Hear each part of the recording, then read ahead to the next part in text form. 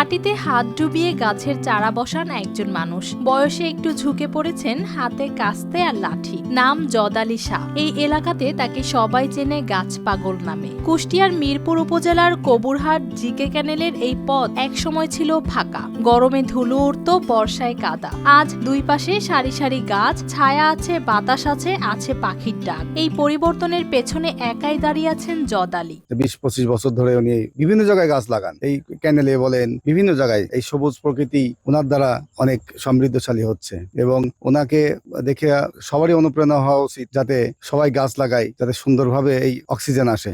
আগে তিনি কাজ করতেন চালের মিলে। জীবন চলছিল কষ্টে। একসময় সাধু মাওলা পাগলের কাছে গিয়ে হন ভক্ত। সেখান থেকেই বদলে যায় পথ। কাজ ছেড়ে নেন সিদ্ধান্ত। সরকারি জায়গা ফাঁকা পড়ে থাকলে সেখানে গাছ লাগাবেন। নেই কোনো বেতন, নেই কোনো প্রকল্প, আছে শুধু ইচ্ছা। এখন আল্লাহর পক্ষে থেকে আমাকে, আমার কিছু ভক্ত ছেলেবেলে আছে, যুগে যুগে ওনাদের বললি, ওনারা আমাকে কিছু অর্থ করে দিয়ে গাছ কিনে দেয়, আর আমি সরকারি জায়গা জমির উপরে আমি গাছ লাগাই।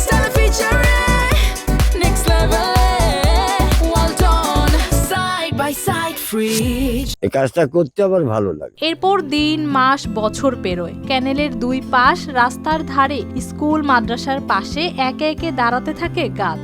যেখানে যান সেখানেই একটি চারা। নিজের আকরা বাড়ির পাশে তৈরি করেন ফলের গাছ।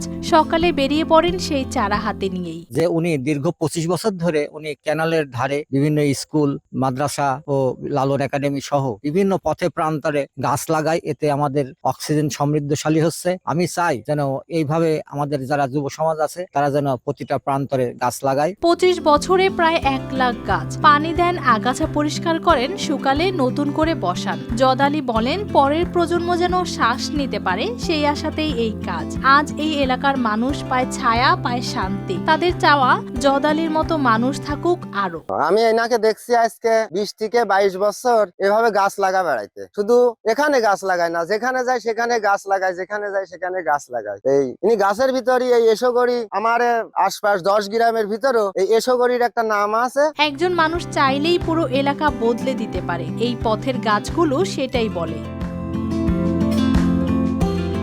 News desk, RTV।